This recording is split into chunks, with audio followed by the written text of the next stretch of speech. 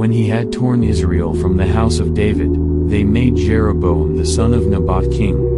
And Jeroboam drove Israel from following the Lord and made them commit great sin. The people of Israel walked in all the sins that Jeroboam did.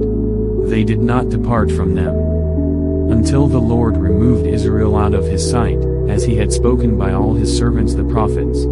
So Israel was exiled from their own land to Assyria until this day. And the king of Assyria brought people from Babylon, Cutha, Ava, Hamath, and Sepharvaim, and placed them in the cities of Samaria instead of the people of Israel.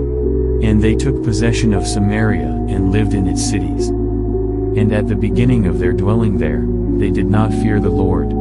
Therefore the Lord sent lions among them, which killed some of them. So the king of Assyria was told, "The nations that you have carried away and placed in the cities of Samaria do not know the law of the God of the land. Therefore he has sent lions among them, and behold, they are killing them, because they do not know the law of the God of the land." Then the king of Assyria commanded, "Send there one of the priests whom you carried away from there, and let him go and dwell there and teach them the law of the God of the land."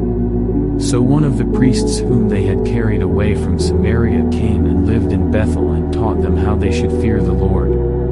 But every nation still made gods of its own and put them in the shrines of the high places that the Samaritans had made, every nation in the cities in which they lived. The men of Babylon made Succoth-Beneth, the men of Cuth made Nergal, the men of Hamath made Ashima.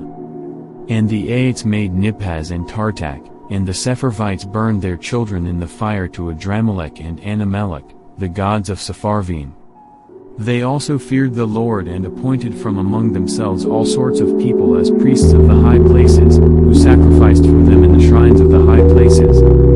So they feared the Lord but also served their own gods, after the manner of the nations from among whom they had been carried away. To this day they do according to the former manner.